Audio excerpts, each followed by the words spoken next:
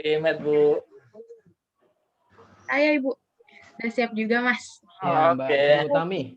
Ini bisa nyanyi lagu Krakatau nggak ini?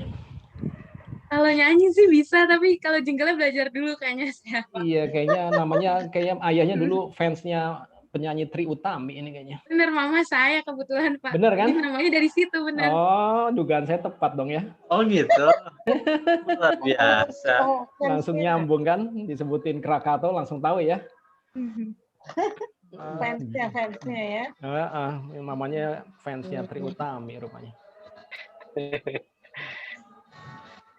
Bentar ya, saya tutup pintu kamar dulu nih, biasa perhebohan hari Sabtu.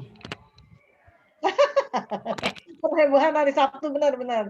Ya Allah. Pak Nanang, dari seminar-seminar yang udah jalan, Ya. itu lumayan ya, bagus deh kayaknya Pak Nanang.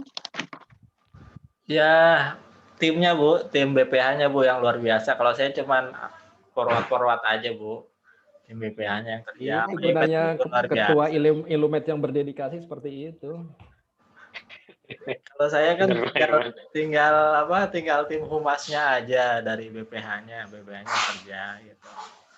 Jadi ya BPH-nya lah yang luar biasa. Ini ada Om Danang sini nih yang luar biasa nih, ada Om Danang. Nah, ini makanya kan dulu Mas Nanang sekretaris, sekarang Mas Danang.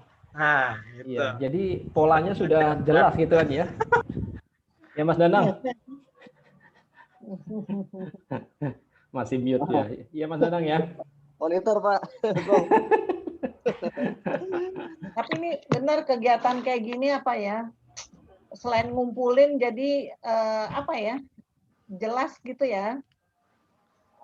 Bermanfaat gitu loh maksudnya. Sangat menunjang Bu, ini satu sama lain, apalagi buat kita di departemen sangat disupport sekali dengan aktivitas Ilumet ini. Dan ini juga diakui oleh Pak Dekan loh, artinya ikatan alumninya metalurgi ini banget, solid banget kalau mengadakan kegiatan untuk penguatan ini apa namanya mahasiswa istilahnya.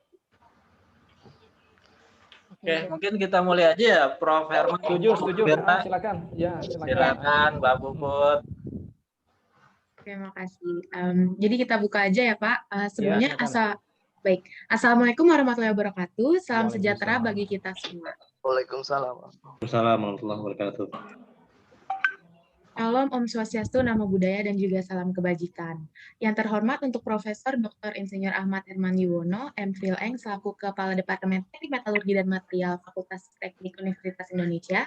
Yang kami hormati juga Dr. Insinyur Mirna Aryati MS, selaku dosen Departemen Teknik Metalurgi dan Material Fakultas Teknik Universitas Indonesia.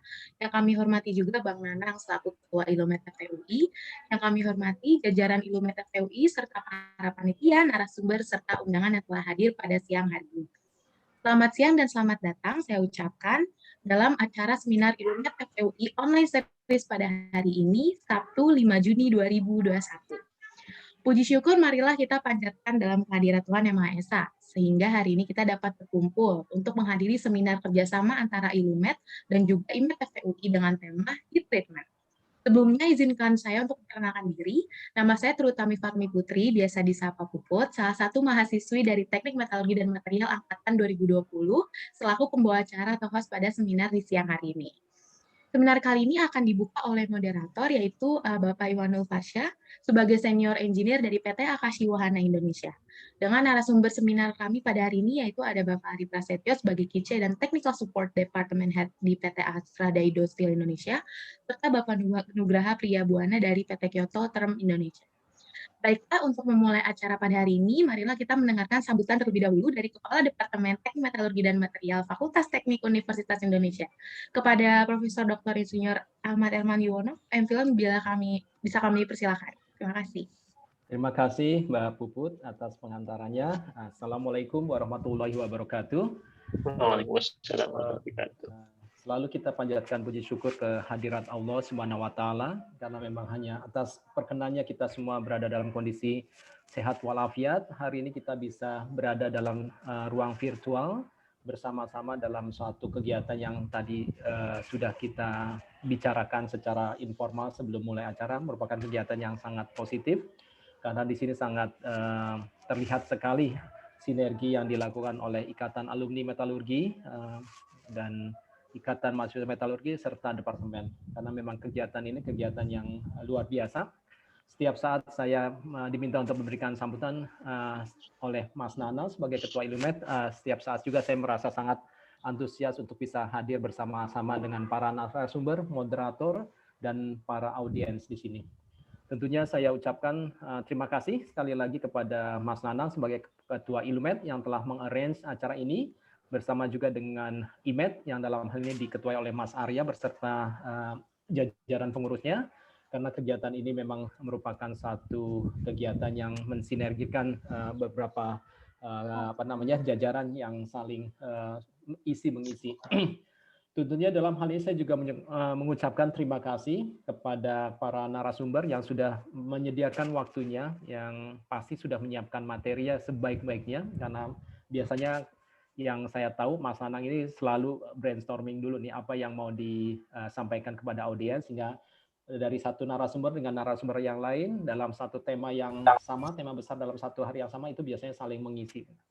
Terima kasih kepada Mas Ari Prasetyo, QC and Technical Support Department Head PT Astra Daido Steel Indonesia atas waktunya, dan juga kepada Mas Nugi Nugraha Priyabuana, PT Kyoto Term Indonesia yang sudah bersusah payah untuk bisa hadir di tempat kita ini secara online sekalipun, dan juga kepada Mas Ikhwanul Fasyah yang akan bertugas sebagai moderator. Mudah-mudahan hari ini bisa memoderasi acara ini sebaik-baiknya sehingga memang akan memberikan manfaat yang sebesar-besarnya bagi kita semua. Dan juga dalam kesempatan ini perkenankan saya mengucapkan terima kasih kepada Ibu Dr. Mirna Aryati, ibu kita ini yang sudah juga menyediakan waktunya untuk memberikan kata sambutan. Setelah ini mungkin yang lebih teknis, detail ke arah heat treatment, karena beliaulah memang ahlinya nih, ahli heat treatment di Departemen Teknik Metalurgi dan Material kita. Jadi mudah-mudahan kita semua akan bisa menjalani acara ini sebaik-baiknya, mendapatkan manfaat yang sebesar-besarnya. Mudah-mudahan bagi mahasiswa, harapan saya dengan adanya kegiatan yang disiapkan melalui kerjasama yang sangat baik ini antara Ilumet, IMET, dan Departemen ini, mahasiswa kita juga mendapatkan banyak pembelajaran ya, karena memang disinilah para senior-senior Anda semua memberikan share experience dan pengalaman-pengalaman lainnya, sehingga memang apa yang belum didapatkan di bangku perkuliahan, apalagi selama ini kita kelas masih berjalan secara online. Nah, ini ada penguatan-penguatan dari para praktisi kita yang notabene adalah alumni-alumni kita, kakak-kakak Anda semua. Mudah-mudahan para mahasiswa yang hadir di sini bisa menghisap ilmunya para senior ini. Jadi jangan sungkan untuk bertanya, nanti saya sarankan gitu. Jadi jangan sia-siakan kesempatan yang sangat baik ini gitu ya. Demikian dari saya, tidak perlu mungkin berpanjang lebar karena nanti ahli-ahlinya yang akan bicara. Demikian dari saya, billahi taufiq wal hidayah. Wassalamualaikum warahmatullahi wabarakatuh. Waalaikumsalam. Baik, terima kasih kepada Prof. Herman atas sambutannya. Nah, selanjutnya setelah mendengarkan sambutan dari Prof. Herman, kita akan beralih ke sambutan dari ahlinya nih, ahlinya heat treatment kalau kata Prof. Herman tadi ya, yaitu salah satu dosen di Departemen Teknik Metalurgi dan Material Fakultas Teknik Universitas Indonesia. Siapa lagi kalau bukan Ibu Dr. Insinyur Mirna Aryati. Pada Ibu Mirna, kami persilahkan. Terima kasih. Siapa? Anda dipanggilnya jadi Utami ya? Bisa tahu bisa Puput juga, Bu. Nama belakang itu, Bu, ada putrinya itu. Ya, atas kesempatannya yang diberikan pada saya. Assalamualaikum warahmatullahi wabarakatuh. Pertama kepada yang terhormat pasti Bapak Kepala Departemen Metalurgi Material, Prof. Herman, Prof. Ahmad Herman Yuwono, dan kemudian juga kepada Ketua Panitia Penyelenggara yang saya hormati ya, juga pada para narasumber ya, Pak dari Astra Daido, dari Kyoto Term, terus ini dari PT Akasi ini apakah akan bicara? Mungkin juga ya. Moderator saja, Bu. Oh enggak ya, moderator ya? Iya, Iya ya, moderator ya, siapa? Pasha ya. Ya, pertama pastinya kita bersyukur pada Allah yang Maha Kuasa, yang saya panjatkan syukur kehadirat Allah Subhanahu wa taala atas karunia-Nya, maka kita baru bisa ketemu sekarang dalam keadaan sehat. Alhamdulillah ya. Nah, sekarang ini ya pada hari ini kita ketemu di webinar dan tema yang diangkat pada hari ini tema heat treatment yang sebenarnya sudah agak lama ya kita tidak ketemu dengan tema ini di dalam webinar. Dan pastinya saya tuh sangat menghargai ya diadakan forum heat treatment ini ya, dan pastinya penghargaan setinggi-tingginya ya kepada ketua panitia. Kenapa? Karena memang mau tidak mau proses heat treatment ini kan merupakan salah satu bagian dari proses manufaktur yang penting karena kecil ataupun besar bagiannya itu selalu dibutuhkan untuk bisa mencapai atau meningkatkan kekuatan atau umur pakai daripada komponen produk ya, itu pasti. Dan yang saya rasakan ya, kita di kampus memberikan teori gitu ya, mengenai heat treatment, pengetahuan dasar, tapi yang jelas penguasaan proses heat treatment ini baru bisa dicapai tidak hanya dari teori atau textbook ya, tapi lebih besar juga pengetahuan di lapangan ya yang berdasarkan pengalaman ya. Nah, ini ahli-ahli yang sekarang kita kumpul ini ya, alhamdulillah dari metalurgi dengan berbagai background pekerjaan yang digelutinya adalah sudah merupakan pakar di lapangan ya yang sudah berhasil lah memecahkan berbagai masalah untuk bidang heat treatment ini luar biasa ya. Jadi mereka inilah yang nanti kemudian di dalam webinar ini akan membagikan ya pengalamannya, bagaimana faktor-faktor yang harus diperhatikan ya dalam proses heat treatment, terus masalahnya tuh seperti apa, karena kemarin-kemarin ini kita juga beberapa industri datang dengan masalah heat treatment yang mengakibatkan retak yang mengakibatkan ya kerugian sangat besar gitu, apalagi kalau volumenya besar gitu ya. Nah ini nih nggak ada nih, secara teori sih ada bagaimana menghindarkan retak gitu ya, tapi ternyata di lapangan beda banget ya. Maksudnya faktornya tuh bukan beda banget, faktor itu ada, tapi faktor lain ya, faktor-faktor X di lapangan itu ternyata banyak. Jadi alangkah menariknya pada hari ini ya kita bisa dibagi pengalaman dari kakak-kakaknya para mahasiswa kita yang memang ada yang saya lihat mempunyai pengalaman udah dari mendirikan workshop yang tadinya nggak ada jadi menjadi run dengan baik ya, kemudian dari mesin yang nggak ada kemudian dia bisa men-set up dari mulai meninjau alat sampai setting up bagus ya, sampai problem semua di solve luar biasa. Maka alhamdulillah mudah-mudahan ini bisa sharing antar mereka yang di industri juga ya, para alumni. Terus juga ini adik-adiknya bisa ngelihat hal-hal yang kenyataan ya yang harus diperhatikan. Dan alhamdulillah nih sekarang ini saya sih dapat input dari berbagai industri, anak metal tuh jago loh treatment loh, kita hari ini benar-benar bisa mendapatkan waktu untuk di-share tuh pengalamannya ya dari para narasumber luar biasa. Begitulah kira-kira, dan saya juga berterima kasih para alumni yang ada di industri heat treatment untuk tugas akhir, untuk kerja praktek, untuk segala rupa, itu sangat mendukung pendidikan kita di Departemen Metalurgi. Makanya akhirnya emang pada jago-jago nih lulusan kita ya, alhamdulillah gitu. Dengan dukungan para seniornya, luar biasa ya. Oke, jadi gitu deh. Sekali lagi saya mengucapkan banyak terima kasih atas penyelenggaraan webinar ini.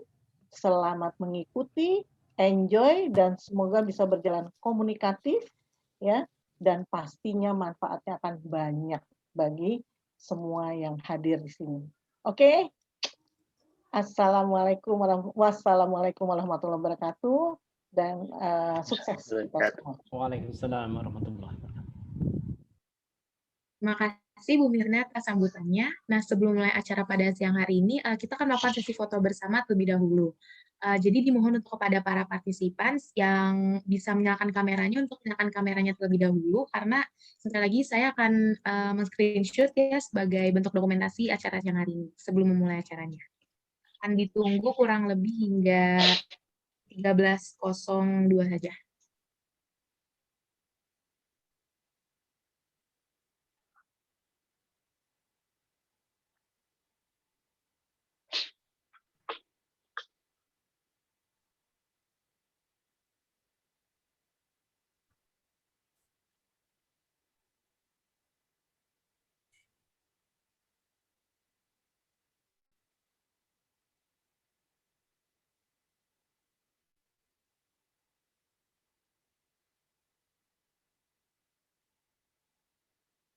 Baik, mungkin untuk yang belum menyalakan kameranya bisa diingatkan kembali.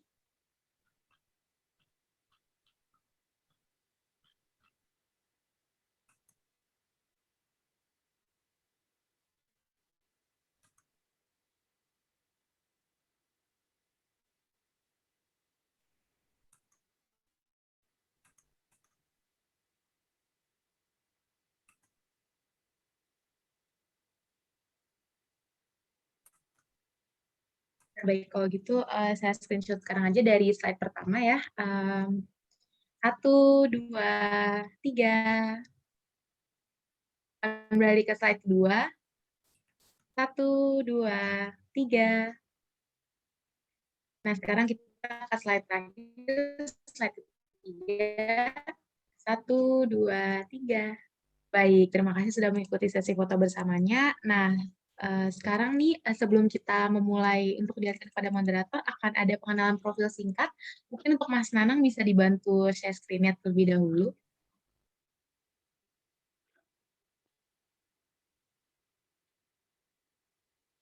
Nah, baik, sudah terlihat. Jadi beliau bernama Ikhwanul Fasya dan akan menjadi moderator pada siang hari ini. Sebelumnya kita sapa dulu untuk Pak Fasya ya, sudah bisa mendengar suara saya, Ya, Pak? selamat siang sudah, Mbak Puput. Iya, baik. Sebelumnya gimana kabarnya nih, Pak? Baik, Mbak Puput. Ya. Alhamdulillah ya. Jadi beliau ini lahir di Jakarta pada 25 Maret tahun 1989. Sudah menikah, beragama Islam, dan juga tinggal di Indonesia. Rumahnya saat ini ada di Jalan Kebon Sayur 1, nomor 17, Bidara Cina, Jatinegara, Jakarta Timur ya, Pak ya. Dan sebelumnya ini sempat juga bersekolah di Universitas Indonesia, di Fakultas Teknik, Departemen Metalurgi dan Material juga. Serta sekarang tengah menempuh di pekerjaannya di PT Akashi Wahana Indonesia dari tahun 2013 sebagai senior engineer. Nah, sebelumnya saya persilakan kepada Pak Fasya untuk menjadi moderator pada siang hari ini. Selanjutnya akan diserahkan pada moderator. Saya persilakan untuk memulai acaranya. Terima kasih. Assalamualaikum warahmatullahi wabarakatuh. Waalaikumsalam. Ya, terima kasih kepada MC Mbak Puput. Perkenalkan, pertama nama saya Ikhwanul Fasya. Saya metalurgi angkatan 2008, bareng-bareng sama Ardiles dan lain-lain, Bu. Saya dulu juga PA-nya Bu Mirna, kalau Bu Mirna masih ingat. Ya. Jadi terima kasih sudah hadir untuk Bapak Prof. Ahmad Herman Yuwono dan Ibu Dr. Mirna Aryati, dan rekan-rekan alumni lainnya, beserta juga mahasiswa-mahasiswa yang hadir pada seminar siang hari ini. Tema untuk seminar hari ini adalah heat treatment.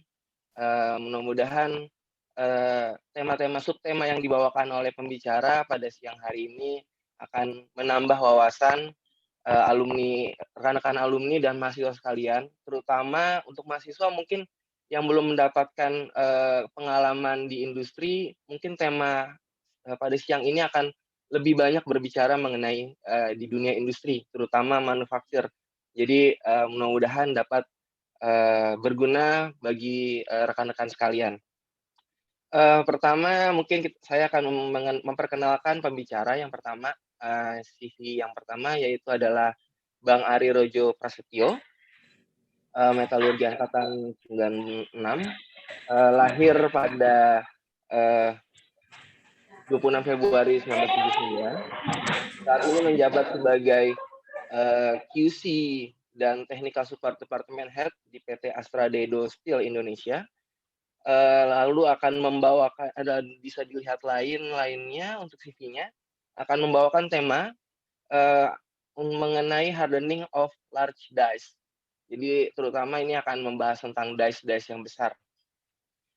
Lalu bisa dilihat untuk experience lainnya dari 2003 sampai sekarang, wah cukup lama juga ya untuk Bang Ari dari Astra Dedo ini. Ini Astra Dedo-nya yang di MM berarti Bang ya?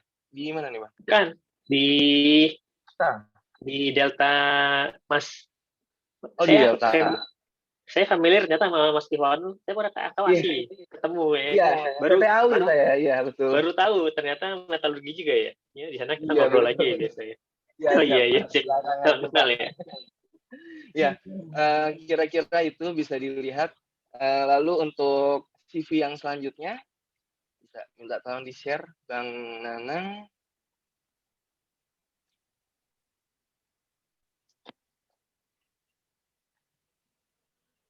Ya, ini untuk CV berikutnya dari Bang Nugraha Priyabuana, biasa dipanggil juga Bang Nugi, Jakarta 7 Mei 1981, saat ini tinggal di Bekasi. Metalurgi UI angkatan 99. Working experience-nya sebagai asisten lab metalurgi dari 2001-2003, Jakarta Merton Logalindo dari 2006 sampai 2020, lalu sekarang di PT Kyoto Tom Indonesia dari mulai tahun 2021. Insya Allah akan membawakan materi mengenai case hardening nantinya. Jadi nanti di sesi 1 ada Bang Ari Prasetyo, yang sesi 2 nanti ada Bang Nugraha Priyo. Ya, perlu saya jelaskan juga nanti untuk pembagian waktunya mungkin masing-masing pembicara mempunyai jatah waktu 30 menit. Tidak jatah sih, mungkin bisa dikira-kira kita 30 menit supaya kita waktunya juga tidak terlalu lama. Lalu nanti di akhir sesi setelah pembicara kedua itu akan ada waktu 15 menit ataupun kalau masih ada waktu akan bisa lebih atau kurang untuk sesi tanya jawab. Lalu untuk sesi tanya jawab sendiri, untuk peserta dapat menuliskan di kolom chat. Jadi kalau bisa nanti dituliskan juga untuk ditujukan ke siapanya ya, rekan-rekan sekalian, untuk Bang Ari atau Bang Nugi, pertanyaan itu ingin khusus dijawab. Nanti kalau misalkan dari pembicara yang lainnya ingin menambahkan juga bisa. Jadi nanti silakan tulis di kolom chat, nanti dari panitia, dan saya akan menyeleksi pertanyaan siapa yang akan ditanyakan. Oke, lalu tanpa berlama-lama mungkin saya akan mempersilakan untuk pembicara pertama Bang Ari Prasetyo untuk memaparkan materi pada siang hari ini. Silakan untuk Bang Ari, waktu dan tempat saya persilakan. Oke, saya share dulu ya. Silakan Bang.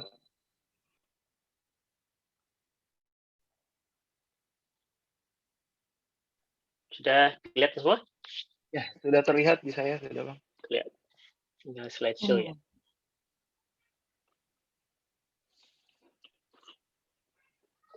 Oke, saya langsung mulai aja. Assalamualaikum warahmatullahi wabarakatuh. Waalaikumsalam warahmatullahi wabarakatuh. Waalaikumsalam.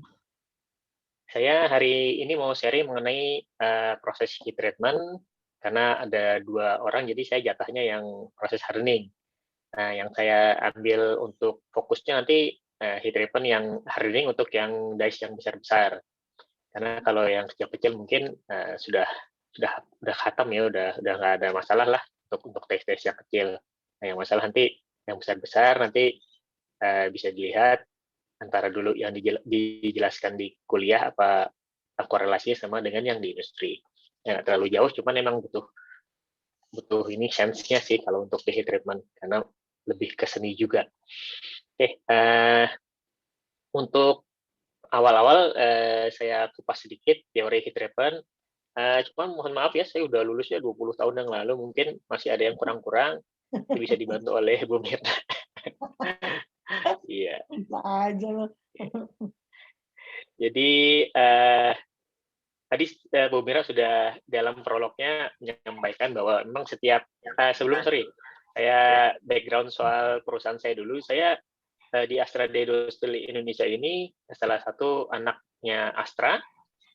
Jadi saya bergerak di menyediakan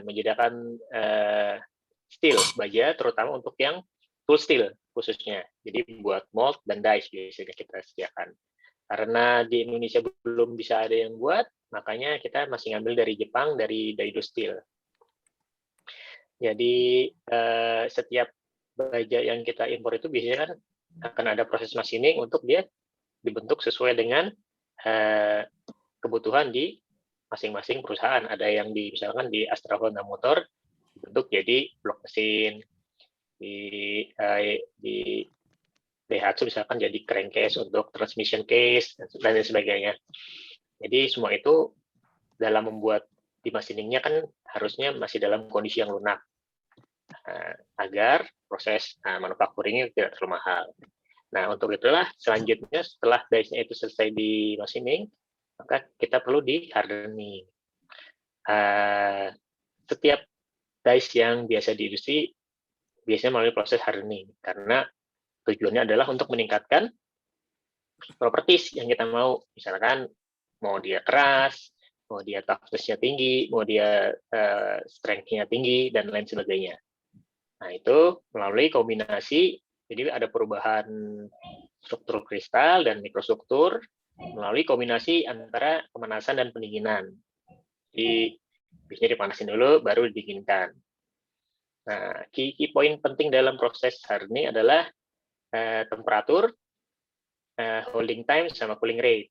Ini aja 3 hal yang utama. Misalkan 3 hal utama ini bisa kita capai, insya Allah proses heat treatment-nya sudah 70-80% berhasil. Jadi temperatur, kita harus tepat osteonisasinya, holding time-nya untuk menghubungkan antara surface sama bagian tengahnya, dan cooling rate. Nah, cooling rate yang cepat-cepatnya agar mendapatkan yang paling keras tuh ya adalah martenship biasanya. Oke, ini adalah diagram perubahan dari transformasi ya antara dari yang lunak ini menjadi yang martenship keras. Jadi kita ostenisasi di suhu tertentu. Nah, dia kalau di slow cooling dia akan jadi spheroids anil. Kalau yang di quench akan ada martenship. Gitu. Nah, ini cek-cek poin di heat treatment, khususnya di hardening. Nah, yang paling dari awal proses sampai ke akhir. Nah, ini ada 2 proses di heat treatment untuk hardening ini. Pertama, di heating-nya sama quenching-nya, lalu keduanya yang tahap selanjutnya di tempering. Ini semua sequence harus dilakukan untuk mendapatkan dice yang bagus, yang tadi yang tidak mudah retak, yang hardness-nya tinggi atau yang toughness-nya tinggi seperti itu. Jadi untuk kita bisa melakukan preheat, karena biar tidak terjadi distorsi, internal distorsi pada saat proses heating-nya. Biasanya di industri-industri tergantung sama pabriknya melakukan preheat beberapa kali. Kalau di saya kita melakukan 2 kali. Nanti bisa dilihat diagram pattern-nya. Lalu harus sampai di temperatur ostenisasi. Nah, temperatur ostenisasi pada masing-masing baja punya karakteristik yang berbeda-beda. Tapi pada dasarnya semakin banyak lowing element akan semakin tinggi austenisasinya. Ini kalau baja-baja yang biasa itu ya rata-rata 850 sudah bisa austenisasi. Tapi kalau yang tool steel dari 1030 sampai ada yang 1200. Oke, lalu austenisasi ini juga nanti tergantung oleh jenis steel sama ukuran dice-nya. Semakin besar kan semakin rumit untuk holding time-nya. Terus quenching rate. Nah, di sini yang paling penting nih, dan juga biasanya paling susah untuk di heat treatment, hardening namanya.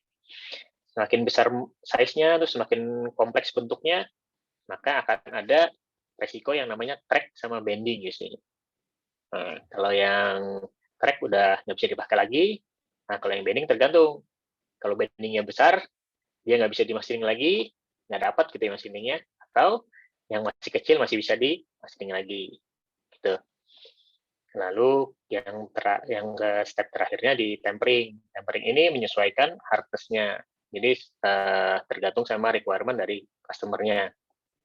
Misalnya kalau dice casting dia kan masalah utamanya heat check atau heat crack. Nah itu yang mau ditingkatkan pasti strength-nya sehingga hardness-nya harus yang tinggi. Tapi kalau misalkan dia terlalu tinggi, itu juga ada proses clamping ya. Dia ditekan gitu, di clamping, jadi biar nggak keluar aluminiumnya.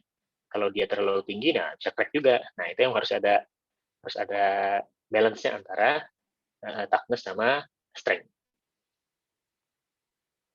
Nah, untuk biasanya kalau menentukan suon austenisasi yang sesuai itu biasanya masih kepake nih diagram FFE3C gitu. Walaupun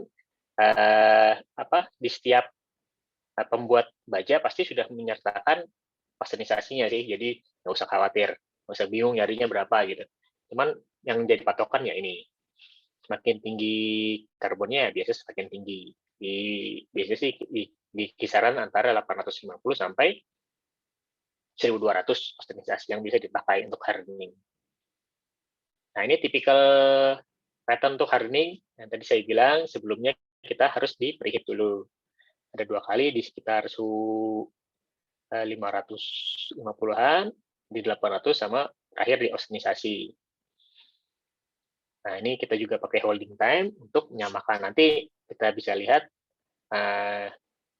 fenomena apa sih yang terjadi dalam suatu dice pada saat dia dilakukan heating dan pendinginan. Lalu metode quenching juga bermacam-macam. Ada yang pakai metode mark quenching, ada yang direct cooling, ataupun yang lain sebagainya. Nanti sekilas kita akan bahas juga. Nah, ini untuk austenisasi sendiri yang harus dikontrol adalah heating rate-nya.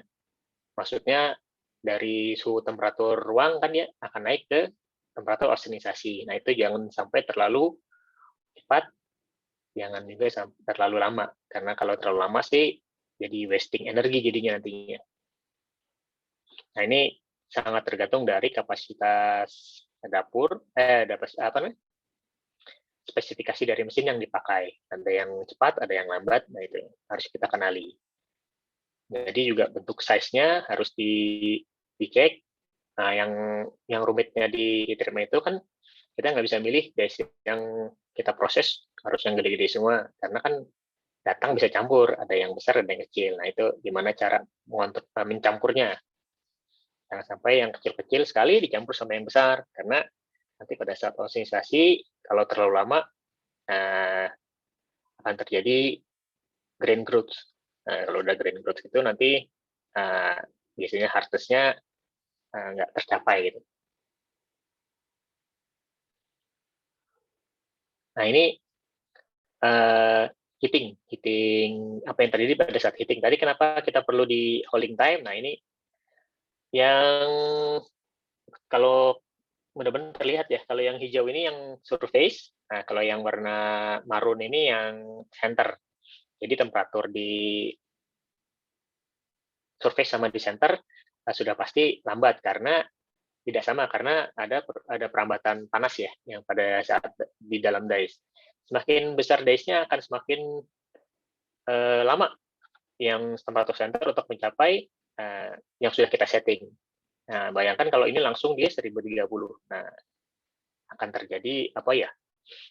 Temperatur center udah tinggi, tapi temperatur surface udah tinggi, temperatur centernya masih rendah, ya terjadi distorsi internal. Itu nanti kalau kita quenching, takutnya udah crack. Gitu. Jadi biasanya kalau kita di pabrik saya pakainya setelah sampai di 1030 yang paling tengah itu ditahan dulu sampai 30 menit minimal. Lebih boleh, cuman ya tadi wasting energi. Jadi minimal 30 menit, jadi biar loyingnya sama karbidanya larut sempurna di austenite-nya, baru kita quenching. Gitu. Nah ini quenching ini sendiri juga tahap yang sangat penting juga pada hardening yang mengindikasikan keberhasilan suatu hardening itu dari quenching-nya ini. Jadi tujuannya jelas ya, kita pengen dapatnya martensit, struktur yang paling keras itu. Terus bagaimana cara mencapainya? Ya kita harus quenching cepat-cepatnya. Nah, tapi kan kita harus memperhatikan juga berbagai faktor agar di situ tidak defect ataupun bending yang besar pada saat ya di quenching. Gitu. Nah ini cooling rate ini kalau kita bisa media quenching itu yang paling cepat, kalau bisa saya short itu paling cepat itu pakai air. Pakai brand ini salt, garam tapi bentuknya cair. Nah, terus oli, ada juga yang quenching pakai oli, sama yang N2 pressurized. Ada nitrogen bertekanan dan dipakai ada angin. Pakai angin aja bisa. Tuh. Nah, ini hasil dari hardening, dari yang karbidanya masih belum berantakan, masih jadi martensit. Nah, seperti ini. Ini yang bikin dia keras. Oke, lalu terakhir untuk di proses tempering, setiap dice yang mengalami hardening udah pasti kita lakukan tempering. Tujuan tempering tadi ya untuk stress relief, karena pendinginan yang cepat tadi internal stress di dalam dice itu pasti sangat besar. Ya, kalau nggak di tempering pasti akan pecah. Saya pernah punya pengalaman dice-nya terlambat temperingnya. Tuh. Jadi karena mesinnya penuh, dia ditungguin, dia ditaruh aja dulu di mana? Ya di tempat lah ya, habis quenching, mesin temperingnya penuh. Terlambat 2 jam sejam itu, nah dia bisa crack. Nah itu karena internal stress-nya tinggi ya, dari antara perubahan dari austenite menjadi martensit. Nah di sini juga tempering ini berfungsi selain menghilangkan tegangan sisa akibat transformasi struktur, juga untuk di-adjust di properties yang diinginkan. Misalkan dia motongnya dipakai untuk potong plat yang tebal gitu. Kan kalau misalkan terlalu keras dia akan chipping ataupun akan mudah crack. Nah, itu diatur di situ di temperaturnya. Jadi semakin tinggi temperatur tempering akan semakin rendah kerasan yang akan dihasilkan. Jadi semakin rendah kebalikannya, nah, temperatur hardness-nya juga akan semakin tinggi. Nah, kalau hardness-nya tinggi, strength-nya akan tinggi. Nah, tapi berbanding terbalik dengan toughness. Jadi kalau temperaturnya hardness-nya tinggi, otomatis toughness-nya akan turun. Jadi tergantung penggunaan nanti di lapangan. Itu yang harus kita gali juga kalau misalkan mau lakukan hardening. Nah, tadi ini yang tadi saya sampaikan, jadi harus ada keseimbangan nih grafik yang paling bawah nih antara hardness yang untuk yang toughness sama yang strength-nya. Dia harus dalam yang harus ada perpotongan di daerah potongan. Karena kalau tidak sesuai ya nanti lifetime dice-nya akan rendah biasanya. Nah, saya lanjut ke metode hardening-nya yang biasa dipakai di industri, itu untuk hardening ada yang controlled atmospheric furnace, itu dia ada dipanaskan biasa, cuman dia untuk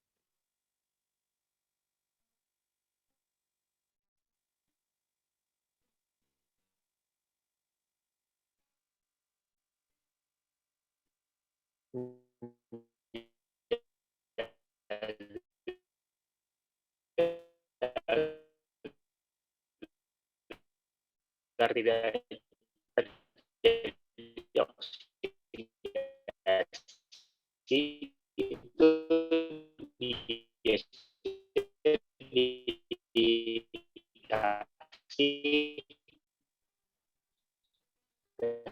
pelindung, biasanya nitrogen, dan mengontrolnya itu. Jadi biasanya ditambahin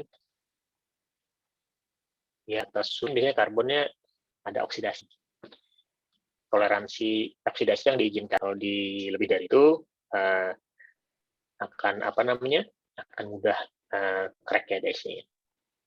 Lalu salbat ini teknologi yang sudah lama ya, karena ada isu lingkungan juga sih untuk salbat ini. Tapi dia lebih enak, lebih fleksibel, nggak usah nunggu banyak materialnya. Jadi walaupun datang satu, dia bisa langsung dicelup ke sini nih. Biasanya dia punya ya tadi kan ada preheat, nah jadi juga punya dapur preheat berupa salbat juga. Ada yang salbat yang temperatur 600, salbat yang 800, baru yang terakhir yang dioksimisasi. Jadi celup-celup gitu. Nah gitu. Cuman jarang ya, udah jarang dipakai ini. Lalu yang ada di tempat kami selain yang atas, ada juga yang bawah ini kontrol pressurized high pressure vacuum furnace.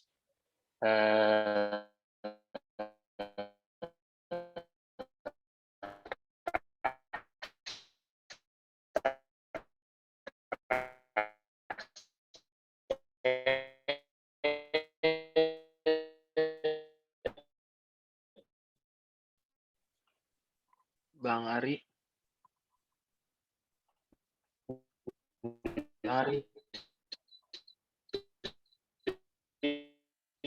Halo Bang Ari.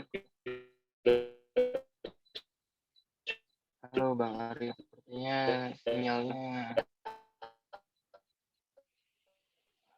agak hilang Bang. Banyak yang berpaling ke vacuum furnace, tinggal pencet-pencet programnya diatur, nggak usah pusing-pusing. Halo Bang Ari.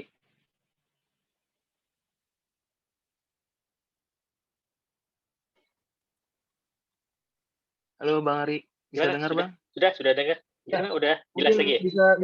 Bisa diulang, sudah jelas lagi. Mungkin bisa diulang lagi tadi mulai dari yang high pressure vacuum furnace Bang. Tadi agak hilang tadi di sana. Mulai dari high. Mungkin videonya dimatiin aja. Dari high pressure. Videonya dimatiin aja biar jaringannya nggak terlalu boros. Videonya dimatiin aja. Saya jarang pakai ini soalnya apa Seringnya pakai MS Team. Gimana nih? Oh di video ya berarti. Matiin aja nggak apa-apa. Jadi slide-nya aja. Jadi bandwidth-nya nggak terlalu gede. Oke, hebat, tenang udah tahu bandwidth sekarang nih. Di share screen lagi Bang.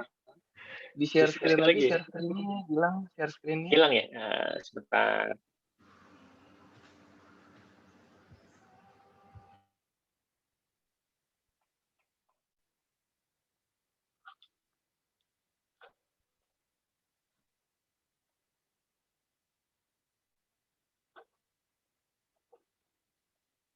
Oke, gimana? Udah kelihatan? Ya, sudah. Silakan Bang. Tadi mungkin kalau saya tadi mendengar agak hilang di mulai penjelasan high pressure vacuum furnace. Mungkin bisa dilanjut dari situ. Yang ini ya, kalau nggak salah ya? Ya, yang poin ketiga yang tadi. Mulai poin ketiga. Iya. Oke, saya ulang lagi ya. Tadi minta maaf terputus koneksinya. Yang selain tadi yang kontrol atmosferik, salbat yang sering dipakai juga adalah high pressure vacuum furnace. Ini yang paling banyak sekarang dipakai di industri hardening untuk dies. Karena ukurannya juga selain cukup besar, juga lebih mudah digunakan. Tinggal atur programnya, kita mau pattern berapa lama waktunya, quenching-nya berapa cepat, tinggal pencet start, nanti keluar udah keras ya. Jadi biasanya ini yang lebih banyak dipakai. Oke, nanti saya kasih ilustrasi untuk mengenai kontrol atmospheric process sama vacuum furnace. Nah, yang pertama, langsung masuk ke sharing yang mengenai dice itu yang besar. Di kami, kita pakai yang high pressure vacuum furnace. Tapi di prinsipal kita yang di Daido, kita masih pakai yang atmospheric furnace. Walaupun ada yang di luar Jepang juga ada yang pakai seperti ini, pakai vacuum furnace juga. Nah, ini ilustrasi dice yang biasa kita proses untuk di heat hardening. Bayangkan kalau kita proses dice yang besarnya seperti ini, lebih banyak yang harus diperhatikan. Ini bisa dilihat nih, biar dia nggak menciut itu dikasih penahan ya. Gitu. Ini emang tidak ada, tadi yang Ibu Mira bilang, tidak ada teorinya untuk menahan bending gimana ya, pakai feeling, kita pakai wah ini kira-kira pendinginan lebih cepat di sini biasanya kan, yang di daerah yang KPT. Nah itu biasanya itu yang kita lebih tekankan untuk dilambatkan.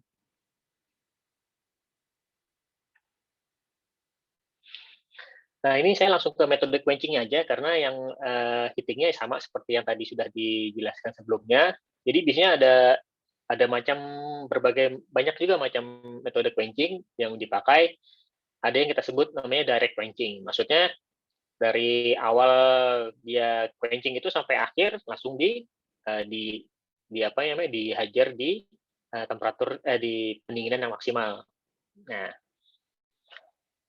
sama yang kedua di mark quenching. Nah, kenapa ada mark quenching nanti? Karena ini direct quenching ini dilihat ini yang temperatur surface sama temperatur centernya itu terlihat perbedaannya sangat besar ya.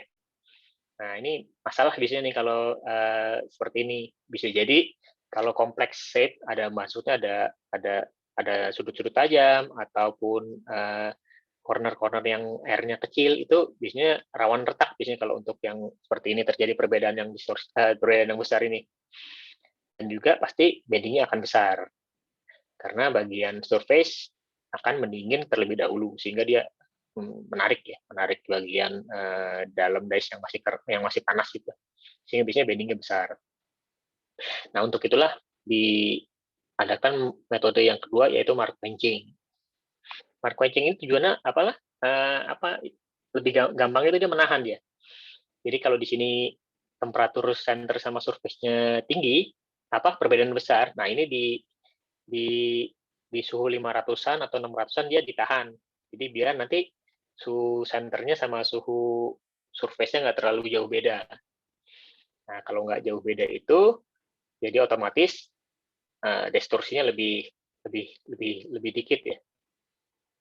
Nah, cuman kadang-kadang kalau misalkan terlalu lama, ini karena kalau semakin besar dice-nya kan pasti akan semakin lama dia nunggunya. Nah, akan terjadi bainit yang notabene lebih lemah lah dibandingkan oleh martenship. Nah, untuk itulah di pabrik kita pakainya tengah-tengah. Pakai namanya sih ya nggak ada namanya sih, kita namanya two-step quenching. Jadi di temperatur tinggi, di antara suhu temperatur 1000 sampai kira-kira 600 itu, kita tidak terlalu tinggi laju cooling rate-nya.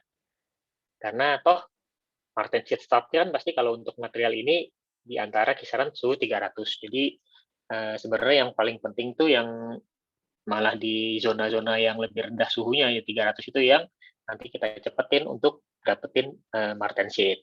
Betul. Jadi pertama kita kasih slow dulu itunya, coolingnya, lalu di temperatur 500 setelah kira-kira hampir sama, baru kita gas ke yang maksimal pendinginannya, quenching rate yang lebih maksimal. Nah, ini ilustrasi bagaimana dice-nya ini langsung dibelah dia. Jadi di permukaan itu dice-nya HRC-nya sama semua tuh, sekitar 42-43-an. Tapi kalau kita lihat ini yang dicek nih joule-nya ya, toughness-nya. Di bagian tengah itu biasanya lebih rendah itunya, joule-nya. Karena pasti karena curing rate-nya pasti lebih rendah dibandingkan sama yang di surface. Nah, ini yang tidak kelihatan oleh mata, itu hanya bisa diuji coba misalnya. Jadi sebelumnya kita uji coba dulu untuk mengetahui seperti ini. Jadi walaupun HRC-nya rata, tapi kita lihat joule-nya berbeda-beda. Semakin ke dalam akan semakin rendah toughness-nya. Tuh. Oke, lanjut. Tadi itu kita lakukan sendiri di pabrik kita. Kalau yang di Jepang, kita juga dulu pernah sih ngelakuin, cuman nggak kita lanjutkan karena sudah ada mesin vakumnya itu. Di Jepang itu karena ada, kalau nggak salah, regulasi bejana tekan ya yang dibatasi, maka mereka nggak bisa install untuk pressurized nitrogen yang barnya di atas 5 bar. Untuk itulah mereka mengakalinya dengan quenching medianya ada 2, angin sama oli. Jadi kalau Jepang ini lebih kuno ya, cuman emang dia lebih care terhadap dice. Jadi satu-satu dice-nya itu setelah quenching itu diangkat satu-satu, ditaruh di sini. Tadi yang tujuannya sama kayak yang sebelumnya yang di vacuum hardening itu. Jadi slow cooling dulu, ya nanti tidak terlalu jauh perbedaannya antara yang surface sama center. Nah, ntar beberapa waktu sekali dia dicek, dia cek temperatur surface-nya, kira-kira udah berapa nih, gitu. Dia ada standar sendiri. Baru setelah mencapai temperatur yang diinginkan, dia dicemplungin ke oli, di quenching ke oli yang memang lebih cepat daripada nitrogen. Nah, quenching di oli, lalu dicek nanti dia. Kalau sudah selesai, jangan terlalu lama juga, karena kalau terlalu lama dan terlalu dingin tengahnya itu, tadi crack. Makanya harus ada peeling, harus cek terus. Jadi sebenarnya pada dasarnya prinsipnya sama, cuman karena dia nggak punya mesin vakum, dia pakai udara biasa ini, didinginkan, lalu dilanjutkan sama oil cooling, gitu. Sehingga nanti mikrostruktur sama properties yang hasil akhirnya akan sama antara yang tadi yang vacuum furnace maupun yang pakai oil cooling. Nah, mungkin itu aja yang bisa saya sharing untuk hari ini karena keterbatasan waktu. Cuman tadi yang Bu Mirna bilang, pabrik saya ada di Delta Mas, sama di Delta Silicon kalau yang heat treatment. Kalau ada rekan-rekan, adik-adik, abang-abang yang lagi main ke daerah Cikarang, boleh ke sini. Ada yang mau belajar heat treatment, bukan belajar ya,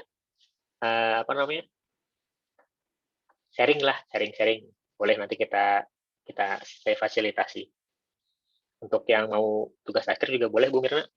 Nanti kita fasilitasi, asal kita bisa gitu loh. Maksudnya ya berkaitan sama heat treatment. Karena kita juga materialnya juga punya, jadi bisa kita provide gitu. Luar biasa, alhamdulillah. Jadi itu aja paling yang bisa saya sampaikan. Kalau ada pertanyaan, monggo kita diskusi bareng. Mungkin yang abang-abang sekalian ada yang lebih tinggi ilmunya dari saya, pasti ya. Kita bisa sharing biar bisa sama-sama berkembang. Gitu. Terakhir, wassalamualaikum warahmatullahi wabarakatuh. Waalaikumsalam warahmatullahi wabarakatuh. Ya, terima kasih buat Bang Ari Prasetyo atas penjabaran materinya. Menarik sekali mengenai dice yang besar, bagaimana cara membuatnya supaya tidak crack. Ya, mudah-mudahan nanti ya setelah ini kita ada sesi tanya jawab. Udah ada beberapa masuk pertanyaan, tapi mungkin nanti akan kita kumpulkan saja terakhir. Jadi ini udah ada beberapa pertanyaan juga masuk buat Bang Ari mengenai tema dice hardening ini.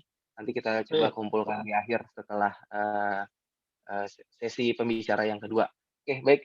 Sekarang mungkin kita akan masuk sesi pembicara yang kedua kepada Bang Nugraha, Bang Nugi dari PT Kyoto Tem Indonesia akan memaparkan mengenai case hardening.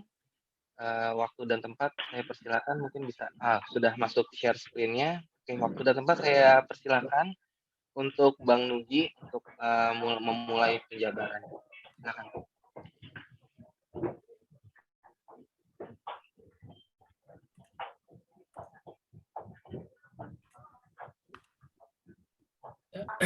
Assalamualaikum warahmatullahi wabarakatuh. Waalaikumsalam. Yang saya hormati Prof. Ahmad Herman Yuwono, Kepala Departemen Metalurgi dan Material, dan yang saya hormati Bu Dr. Mirna Arianti. Mohon izin Bu, saya mau presentasi semua ilmu yang pernah Ibu berikan. Sharing nih, experience.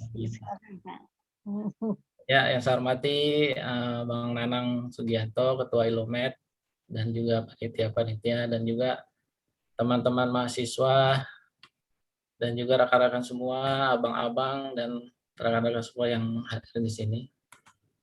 Ya, mungkin sharing ya, Bu, untuk sharing dari heat treatment kali ini. Ya. Saya coba untuk meng-share apa yang pernah saya dapatkan di dunia pekerjaan sebelumnya dan juga yang setelah saya ikuti.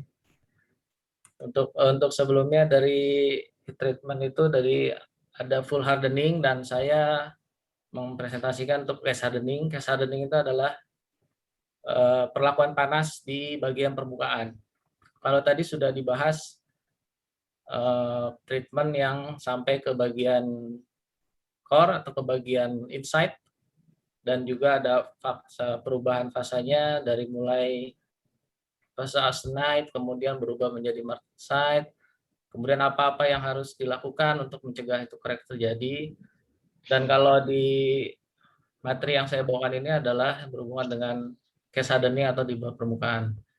Dan secara prinsipnya untuk case hardening itu terbagi menjadi dua, untuk thermal dan thermochemical. Untuk thermal adalah perlakuan panas yang hanya membutuhkan panas yang terlibat di dalamnya. Itu ada dua proses, induction hardening dan flame hardening. Kemudian yang kedua untuk thermochemical adalah perlakuan panas dengan adanya temperatur dan adanya penambahan unsur kimia. Untuk thermochemical ada 3, untuk prosesnya nitriding, kemudian yang kedua adalah carburizing, yang ketiga adalah carbonitriding. Dan untuk yang pertama, untuk yang thermal, jadi prinsipnya adalah untuk mengeraskan bagian permukaan benda kerja. Kalau di sini kita bicara dengan steel ya. Untuk induction hardening basic prinsipnya adalah memanaskan benda kerja itu dengan menggunakan coil dengan frekuensi tertentu dari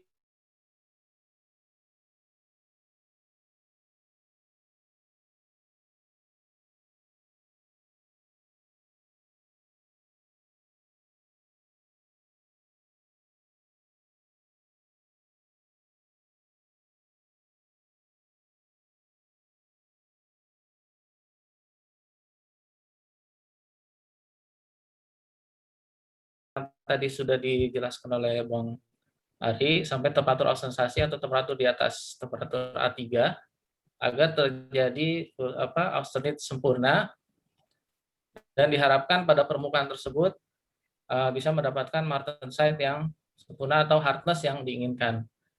Dan untuk aplikasinya di industrial adalah yang digunakan, frekuensinya digunakan adalah 1 kHz sampai 400 kHz. Untuk 1 kHz ini ya, hardness yang didapatkan akan lebih dalam.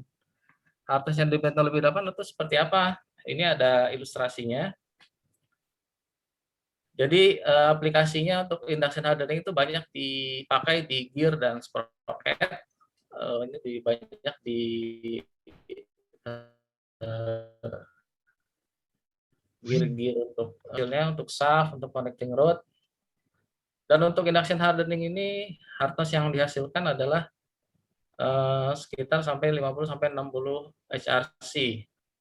Dan depth yang dihasilkan seperti yang ada di tampilan layar ini, itu untuk bagian lembah itu sampai 1,5 sampai 2,5 mm. Jadi fase yang putih ini sudah berubah menjadi martensite dan dia sudah sangat keras dibanding dengan base materialnya. Untuk base materialnya ini adalah base material, dan untuk induction hardening sendiri itu diharap part yang digunakan adalah untuk medium carbon steel.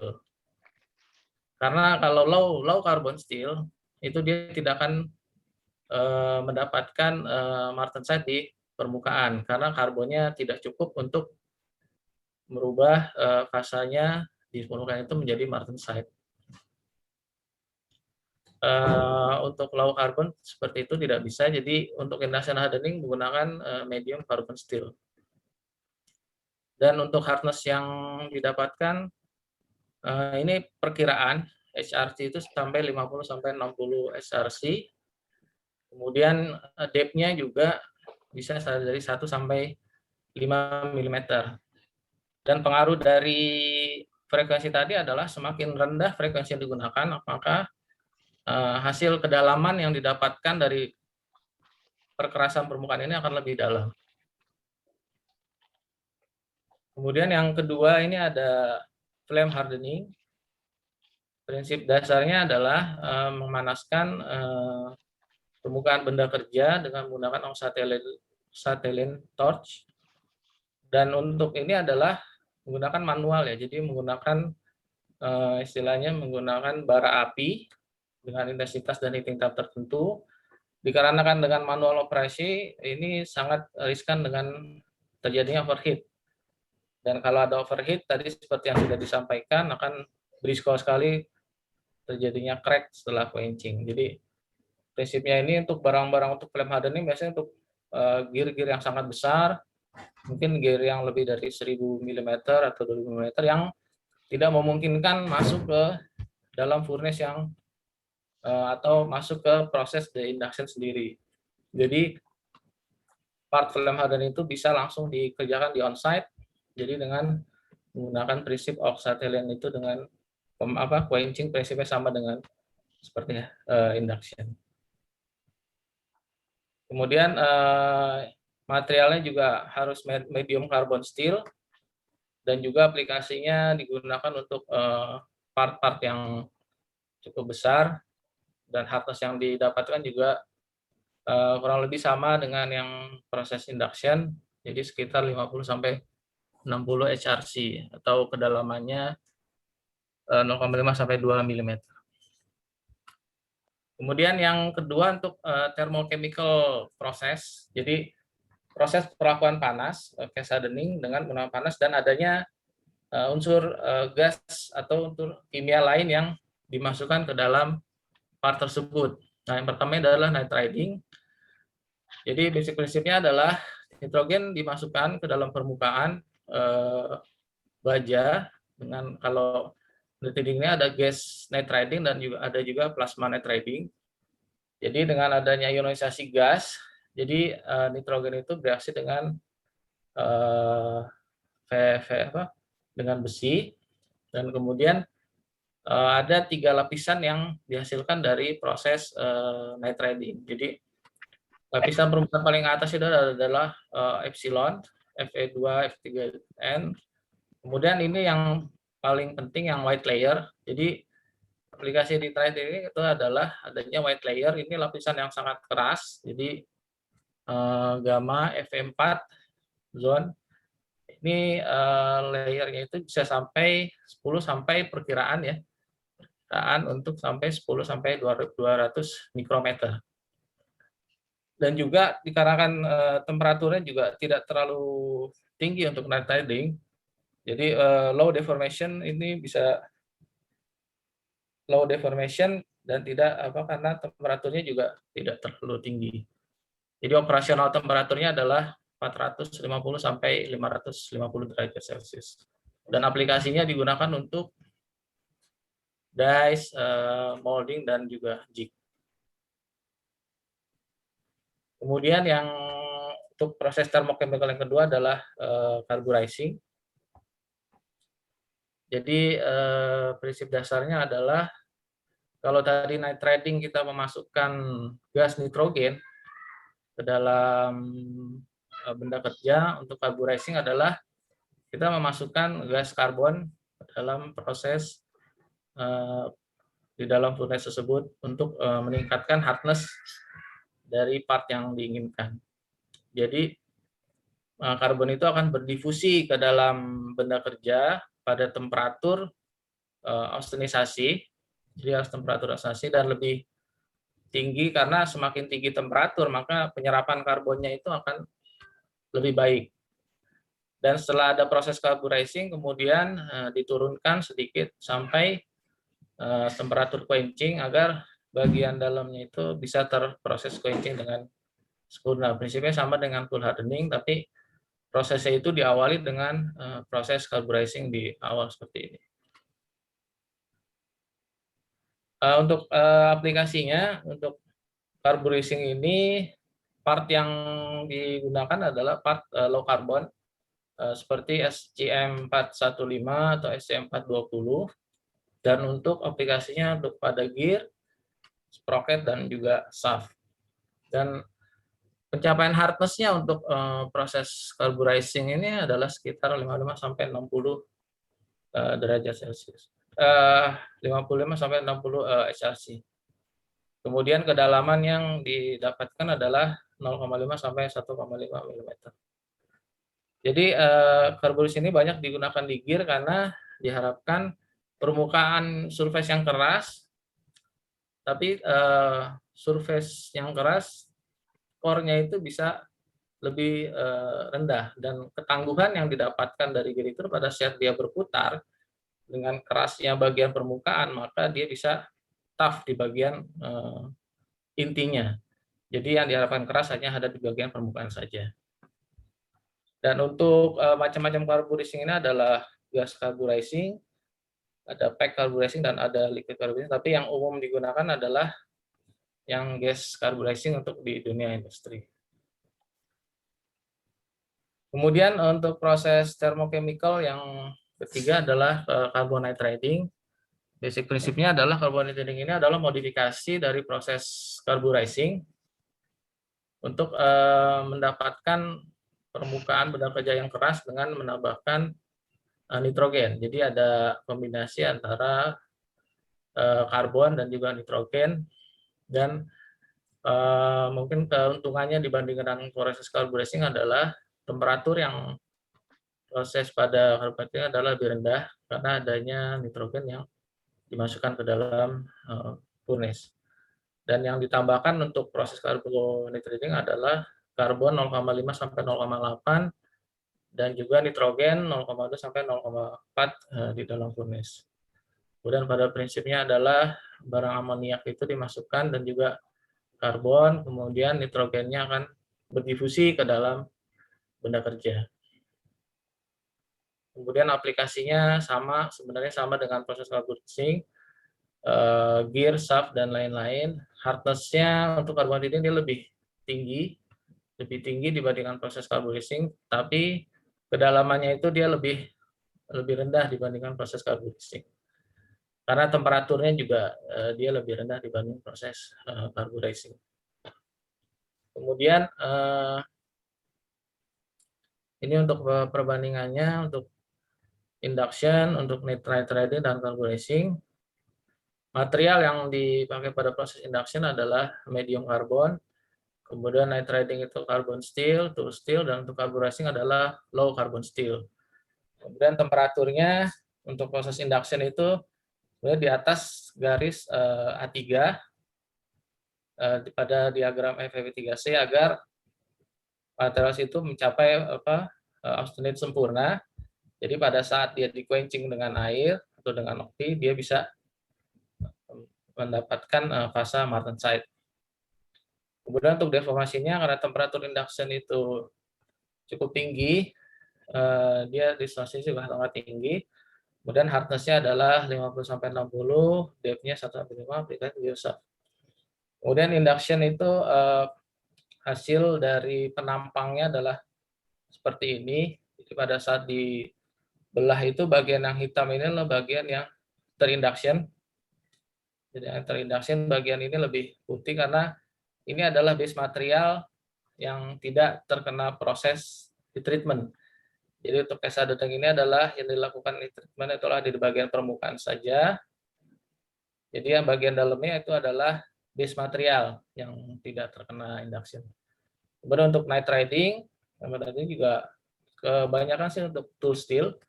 Banyak tool steel seperti SKD 61, SKD 11 itu digunakan untuk jig, untuk dice, untuk mold, dan temperaturnya juga lebih rendah, makanya deformasi ini sangat kecil. Tapi hasil hardness yang dihasilkan itu sangat tinggi, jadi bisa sampai 1000 sampai 1100 hardness stickers. Kedalamannya tapi sangat mikron ya, skalanya mikron 10 sampai 200 mikron. Aplikasinya di dice, tool, dan jig. Dan untuk carburizing itu tadi sudah saya sampaikan, aplikasinya adalah pada part-part dengan karbon rendah, karbon dengan konten 0,15 sampai 0,2% karbon. Jadi untuk mengeraskan pada bagian permukaan, jadi temperaturnya adalah 870 sampai 940. Untuk karena temperaturnya sangat tinggi, maka distorsinya juga sangat tinggi, hardness-nya bisa sampai 55 sampai 60 SRC. Depth-nya 0,5 sampai 1,5. Ini perkiraan ya, tergantung dari lamanya proses juga. Jadi kalau kita di industri itu, kalau apalagi kita di treatment service, jadi kalau kita proses barang lama itu tergantung nanti di cost-nya juga. Jadi kalau misalnya sampai proses sampai 24 jam bisa lebih dari 1,5 mm. Tapi akan berpengaruh kepada cost yang dihasilkan. Dan ini hasil dari potongan dari part yang mengalami proses carburizing. Jadi seperti ini bagian permukaannya, bagian dalamnya juga dia sudah, karena carburizing itu langsung diakhiri dengan proses quenching, jadi bagian dalamnya pun akan ikut keras proses martensit di dalam, tapi tidak 100% martensite, mungkin hanya 50 sampai 25% martensite di bagian dalam. Dan ini grafik dari proses yang 3 proses tadi. Jadi yang paling tinggi adalah night riding, kemudian carburizing karena dia ada penambahan karbon di situ, makanya kerasnya juga lebih keras dibanding proses induction. Kemudian ini proses yang hardening seperti biasa. Mungkin itu yang bisa, ya, mohon maaf. Mungkin kalau ada yang bisa ditambahkan, Bu Lina, untuk mengkoreksi apabila ada yang mungkin. Sekian dari saya. Terima kasih. Assalamualaikum warahmatullahi wabarakatuh.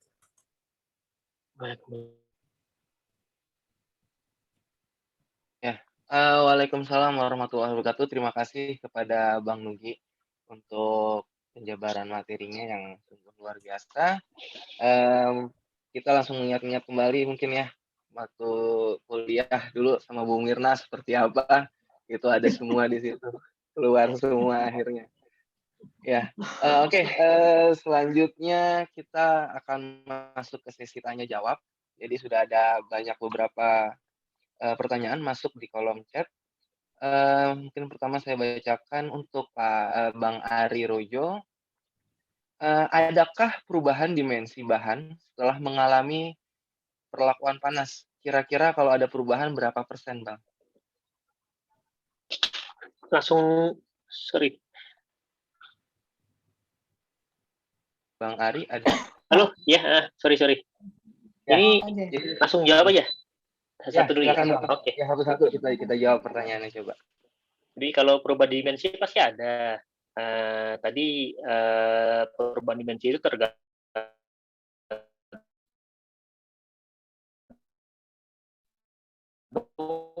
sama makin besar juga karena akan banyak karbida baru yang terbentuk ya, kayak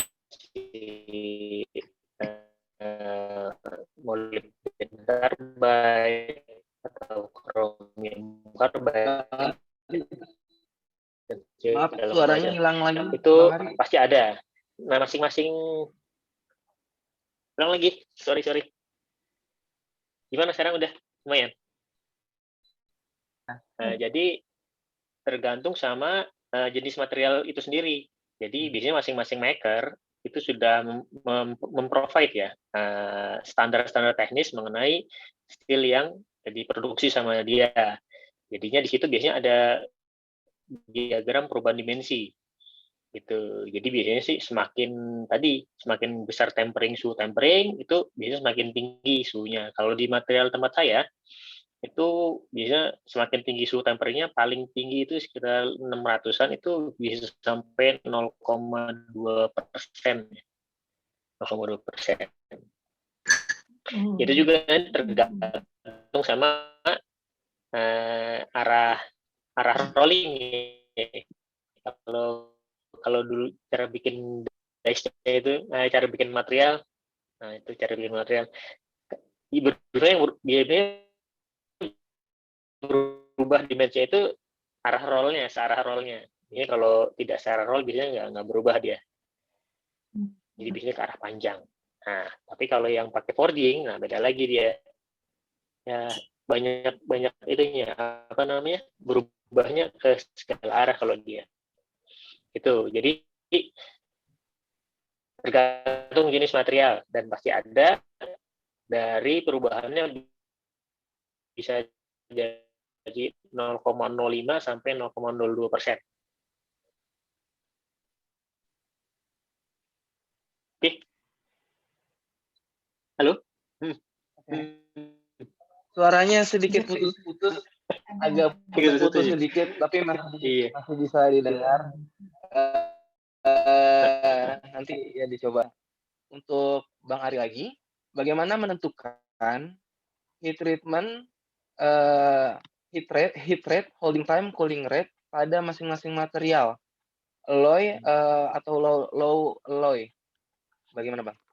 Bisa nanti? Oke. Masih jelas ke suaranya? Jelas, oke. Tadi terdengar saya pertanyaan dari saya yang saya bacakan ya. Oke, silakan.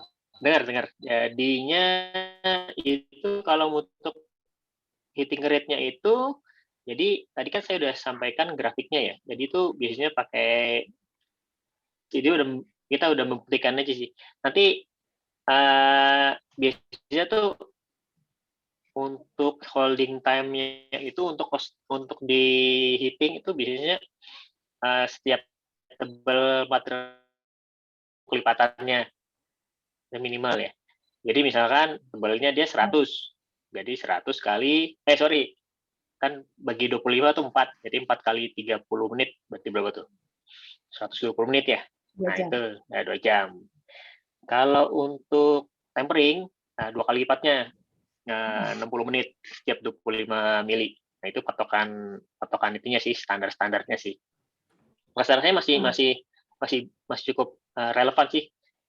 Kita udah tes itu masih bisa berlaku. Jadi gitu aja sih, tentunya gampangnya. Terus tadi yang kedua cooling rate ya? Ya, cooling rate.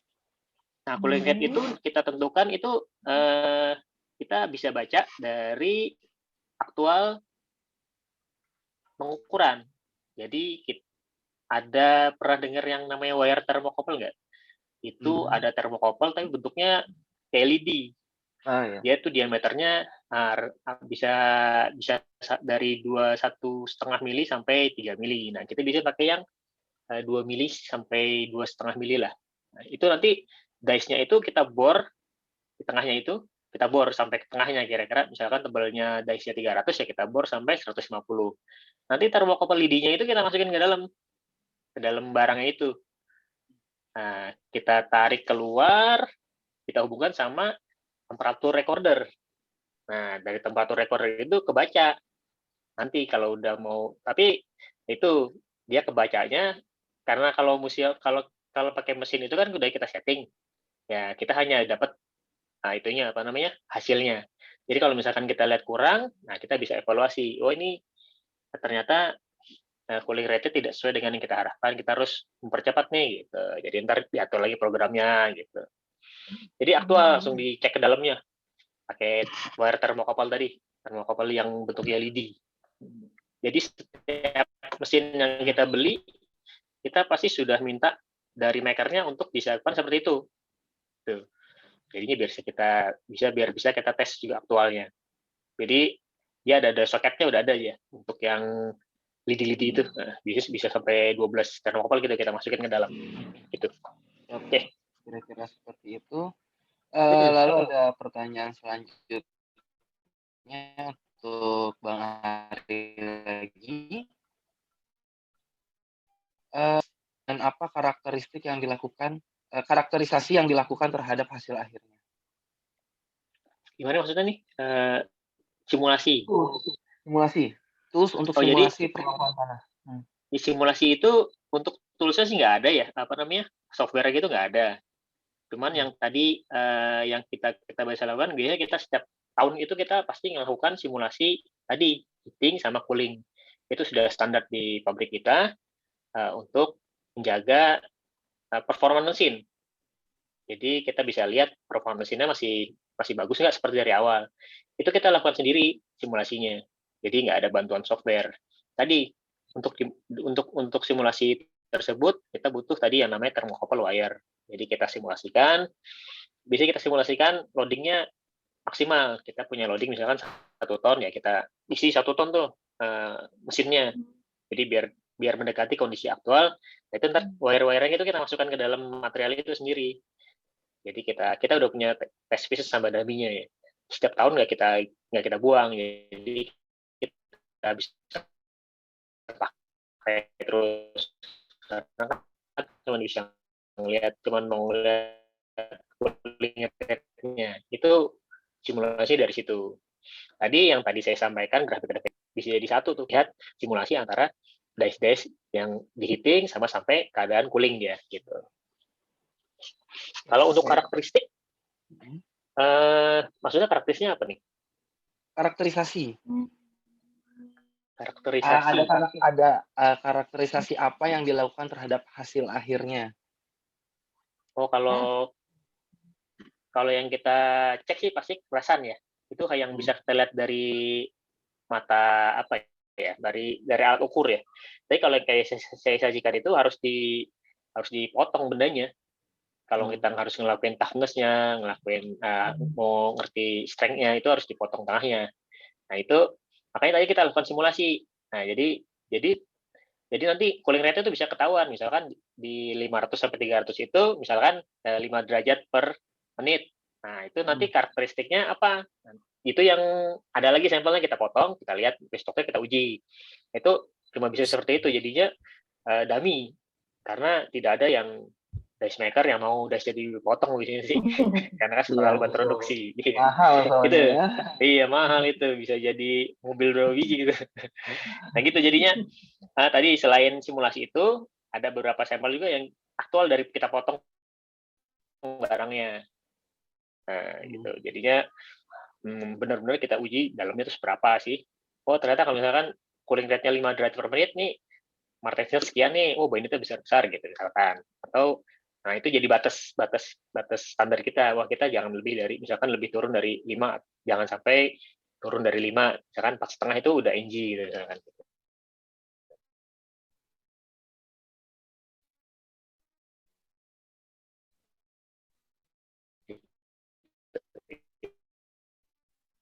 Itu batas-batasan yang kita tentukan sendiri sebenarnya sih, tergantung dari perusahaan masing-masing gitu. Kan level kualitas yang diinginkan oleh customer bisa beda-beda. Gitu aja sih. Selanjutnya mungkin pertanyaan untuk Bang Nugi. Apakah dilakukan pengukuran itu setiap heat treatment kita juga pernah sih gagal. ya ada beberapa dash yang gagal itu kerasannya nggak nyampe. Kalau kerasan nggak nyampe kan otomatis nggak bisa kita kirim ke customer. Nah itu kita hitting ulang lagi. Jadi selama dia itu di-anil lagi, nanti kita bisa di-anil dulu dia. Di-anil lagi, jadi mikrostrukturnya dia balik lagi dia. Ke ferit sama ferit lagi tadi. Sehingga bisa kita lakukan proses hardening ulang. Itu biasanya tidak mengurangi kerasannya, tetap sama dia. Ada batasan maksimal bisa di rehardennya itu berapa kali nggak, Pak? Kalau seperti itu. Jadi sebenarnya tergantung dari materialnya juga, Ji. Saya bisa sampai rehardeningnya asal ininya ya, asal prosesnya benar, annealingnya bagus sih, masih 2 kali 3 kali masih oke lah.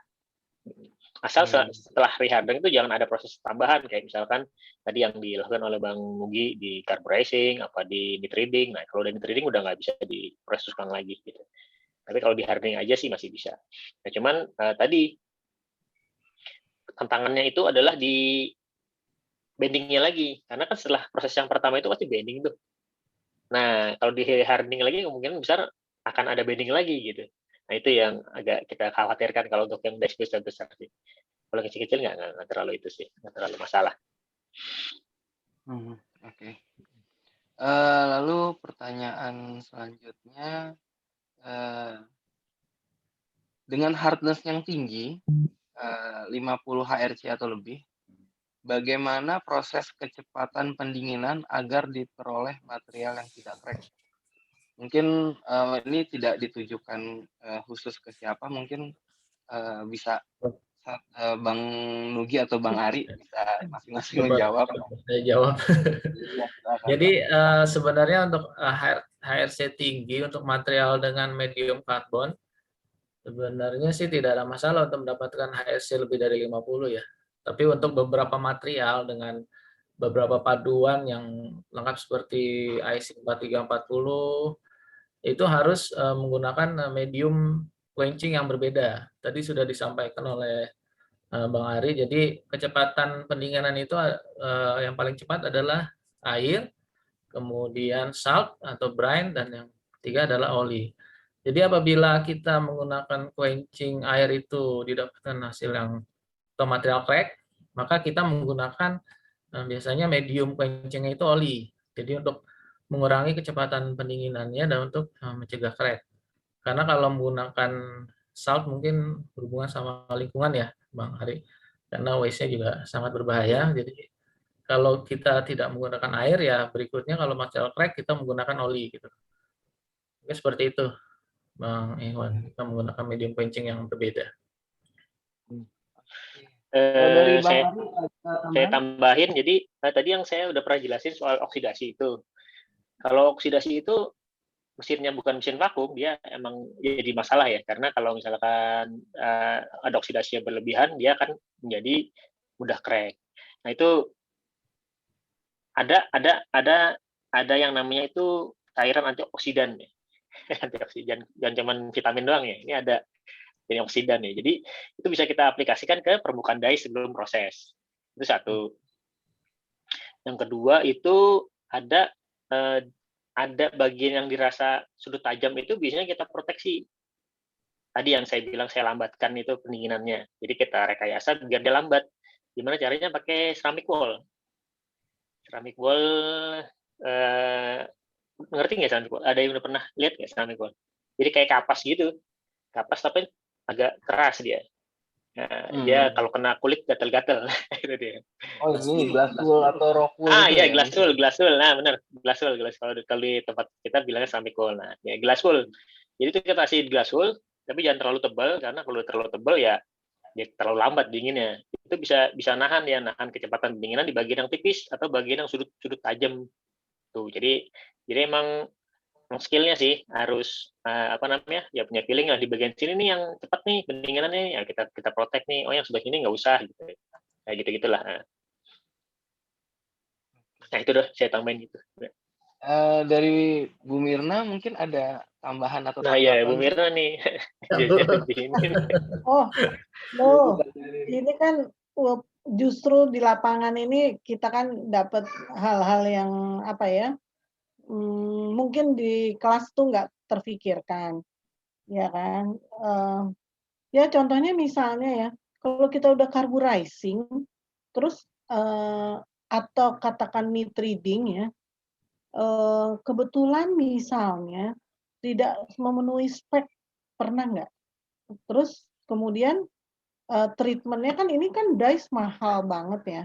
Terus udah terlanjur di meat reading atau carburizing tapi nggak memenuhi spek gitu, Pak Ari atau Pak Nugi salah satu. Apa sih yang dilakukan oleh industri? Soalnya kan kalau tidak ini kan nggak diterima ya sama customer gitu ya. Tapi mungkin ya gitu. Kalau di proses itu terus akhirnya bisa memenuhi gitu. Oke, baik. Itu aja, Bisa Bu. nggak sih, Pak? Bu Mira nama nanya lagi ini. Aku mau nanya, soalnya kan ini kan di teori kan nggak ada ya, gitu ya. Kalau untuk nit reading sih karena sudah ion nit reading kan masuk ke dalam, Bu. Iya. Ketebalan berapa gitu. Jadi kita harus tahu dulu biasanya temperatur berapa, ketebalan berapa. Nah itu udah nggak bisa di hardening lagi, nggak bisa di itu lagi, Bu, nggak bisa diulang lagi. Harus di machining ulang. Machining lagi. Diturunin. Nah, di machining. Nah, tapi kan nanti dice-nya kan akan jadi tipis. Nah, biasanya sama customer kita diganjel gitu. Karena kan yang kita pakai kan cuma permukaannya doang. Misalnya gitu sih ngakalinnya, Bu. Iya, Makanya kalau udah proses-proses kayak hardening gini harus sekali jadi. Harus. Kalau nggak jadi, wah, amsyong deh, Bu. harus ganti material gitu. Iya, iya. Dan ada hal yang saya pernah nggak bisa jawab ya, adalah serius loh, itu udah pernah, udah jadi, udah bagus gitu ya. Terus pada tempo keberapa gitu, tadinya nggak ada crack, terus ternyata sampai di customer ada crack gitu. Pernah nggak itu dikomplain seperti itu, Pak? Itu biasanya ininya, Bu, apa temperingnya biasanya sih. Temperingnya tidak sesuai sama holding time-nya tadi gitu. Ada emang yang gitu, Bu. Cuman kita alhamdulillah belum pernah sih karena standar kita. Belum pernah. Jadi sengaja kalau di proses tempering itu kita malah lamain. Tadi kan standarnya kan 60 menit. Nah, kita bisa tambahin bisa jadi 1,5 jam gitu. Karena biasanya suhu tempering itu nggak terlalu tinggi. Dan itu emang kadang-kadang itu di kita belum crack. Ntar di begitu jalan nih dikasih delivery sampai sana crack. Nah, itu biasanya temperingnya yang tidak sesuai holding time-nya lah atau temperaturnya gitu. Sehingga mereka crack-nya di itu. Nah, untuk itu semuanya harus di-record sih, Bu. Jadi biar bisa kelihatan itunya di mana recordingnya harus pas. Jadi heat treatment ini, Pak, selain teori, emang di situ apa ya? Ada feeling berdasarkan pengalaman ya, ya kan? Iya, kayak yang tadi bilang ya, kalau di Jepang itu kalau heat treatment itu seni tuh. Makanya dia tuh tadi yang tadi orangnya ngerjain satu dia satu drive diambil satu gitu. Kan dia udah masuk artnya dia dua udah gitu. Kalau ke Jepang tuh. Banyak belajar. Tambahin dikit, Bu. Kalau tadi yang Ibu sampaikan untuk crack ya terjadi. Jadi tadi Bang Ari juga sudah sampaikan, jadi ada istilah seasoning crack. Jadi kalau setelah quenching itu sebenarnya part itu harus segala barang masuk ke tempering. Jadi waiting time-nya itu tidak boleh lama karena ada seasoning crack gitu. Mungkin part setelah quenching tidak langsung segera dimasukkan ke dalam furnace tempering, itu yang bisa mengakibatkan crack ya tiba-tiba. Kalau kelamaan gitu ya? Ya, karena setelah quenching tidak langsung dilakukan tempering. Oh gitu ya. Iya kan kadang-kadang kan saat itu belum crack tuh Pak Nugi. Nanti setelah ini baru tuh mau di-deliver, loh kok ada crack gitu kan. Jadi crack itu emang sebenarnya timbulnya bisa jadi kan bukan waktu diproses, tapi bisa jadi, Bu, bisa. Setelahnya, gitu kan? Apalagi kalau buat yang biasanya sih kayak gitu, itu yang malah yang tadi yang pakai poli, pakai brine, itu yang quenching speed-nya tinggi-tinggi biasanya, Bu, itu bahaya, itu harus benar-benar temperingnya sih. Iya. Iya, iya. Dan saya terbayang kalau trial itu kan berarti pakai sesuatu yang volumenya udah mirip ya Pak ya? Betul, Mirip. iya. Tapi jangan pakai barang itu dulu karena itu kan mahal banget ya Pak. Gimana ya? Iya. Ini kita simulasikan Bu tadi. Saya ada sih contoh-contoh sampel waktu kita nguji tuh, kita udah sampel tuh ya apa nih? Kita bikin yang tipis, terus sudutnya kita sengajain cuman radius cuman 1 gitu. Itu kita bikin, jadi sekitar 600 kilo, 800 kilo lah. Nah itu kita bikin sendiri. Nah itu kita proses, nanti kita lihat crack, apakah ada crack, apakah prosedurnya kayak gimana gitu. Karena mahal ya cuma setahun sekali lah buat ini, buat pembuktian aja sih. Ya, jadi berarti benar-benar ini experience itu benar-benar apa ya, berharga banget ini, ya kan Pak? Iya benar, pengalaman sih. Iya, ini kelihatannya udah ada pertanyaan lagi nih Pak Ikhwan. Ya, ya Bu. Ini kita ke pertanyaan selanjutnya. Jadi mungkin ini untuk Bang Nugi ya pertanyaannya. Terkait induction hardening, metode-metode apa saja yang dapat digunakan untuk mengecek kedalaman induction hardening? Dan bagaimana cara mengecek hasil induction hardening tanpa melakukan deductive atau DT seperti uji tarik?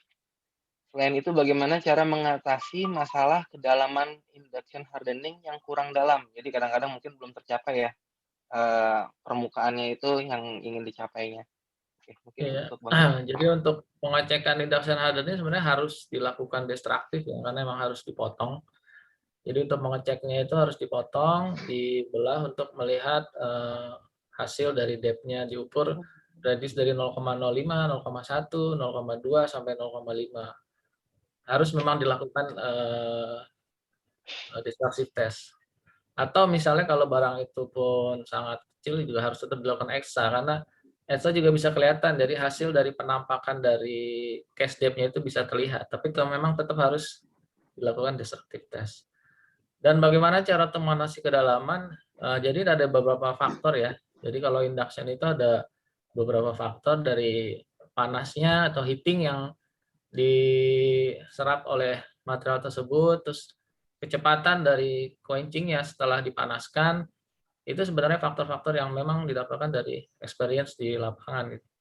Jadi misalnya kita pakai power 50% kurang dalam, kita tambahkan powernya 60%, kemudian kecepatannya setelah dipanaskan itu harus langsung cepat di quenching air. Nah, itu sebenarnya salah satu faktor. Jadi heating-nya dan cooling speed-nya yang harus diperhatikan untuk mendapatkan depth yang diinginkan. Gitu.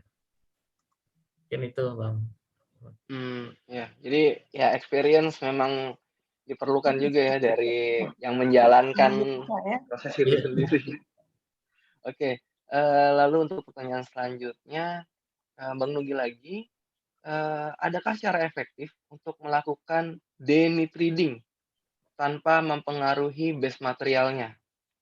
Kemudian, bagaimana cara untuk menanggulangi pitting ataupun crack pada material yang telah dilakukan nitriding?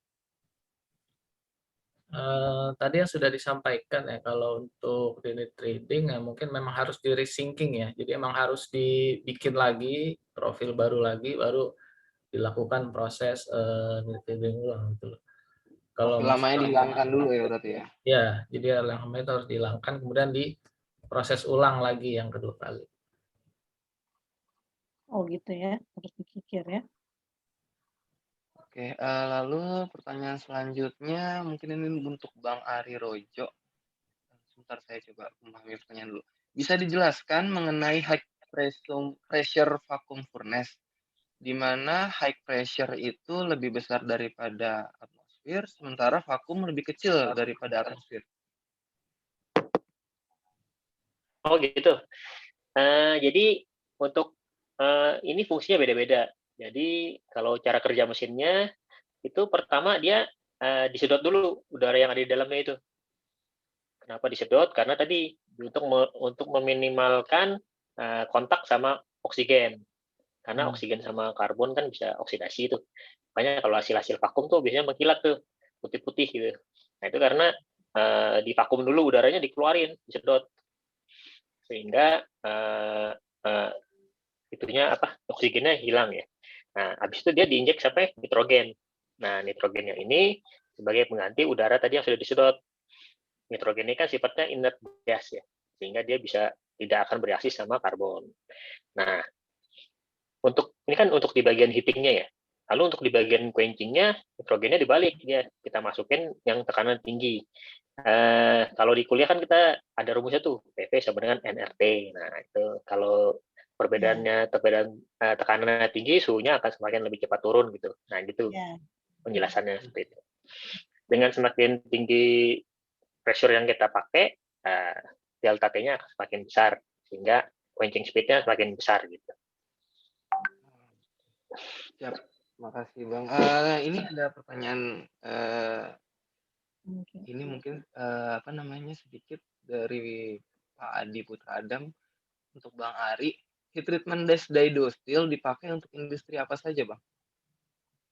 Dice-nya apa Dice-nya aja? dipakai untuk industri apa? Forging kah atau casting atau apa? Oh gitu. Banyak kan untuk apa? Dice kita sih variasi ya. Wah, ini panjang lagi saya jelasin materialnya nih. Sekalian jualan. Jadi besar aja kebanyakan dipakai di mana, Bang? Mainly kita tool steel. Jadi ada yang kalau secara pemakaian tuh die cold work ya. Cold work tuh pemakaiannya buat stamping, apa yang buat motong-motong, buat bending gitulah. Terus yang kalau itunya D2 ya, D1 atau D2 saya lupa. Saya banyakkan main merek sih ininya susah. Terus di yang hot work juga ada. Hot work itu temperatur tinggi, pakai buat forging panas, buat apa namanya itu ekstrusi, terus buat die casting, high pressure die casting. Terus kita juga punya yang high speed tool steel buat cold forging. Terus buat pisau-pisau itu ya, pisau-pisau mata pisau itu yang kerasannya bisa sampai 65 Hz ya intinya. Terus kita juga punya plastik mold. Jadi plastik mold itu buat cetakan ya banyak yang dari plastik ya.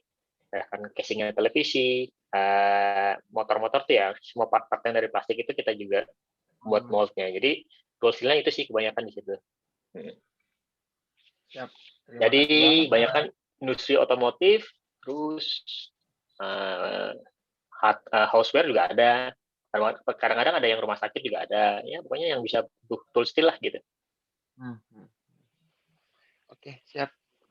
Untuk selanjutnya mungkin ini pertanyaan terakhir untuk Bang Ari dan Bang Nugi. Adakah sertifikasi keahlian untuk aplikator heat treatment? Udah ada belum Ibu Mirna ya? Saya belum pernah dengar Ibu Mirna. Ada belum Ibu Mirna? Yang sering gitu bro. Belum sih. Daftar kalau gitu. Ya paling pelatihan-pelatihan biasa, tapi belum sampai certified ya kali ya.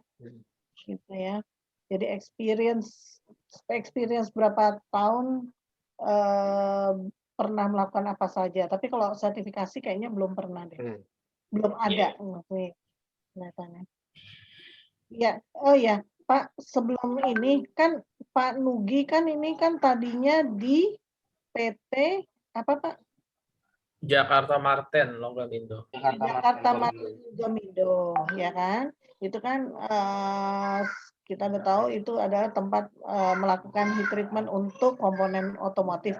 Sekarang PT Kyoto ini nih apa ya Pak? Kyoto apa namanya? Kyoto Term.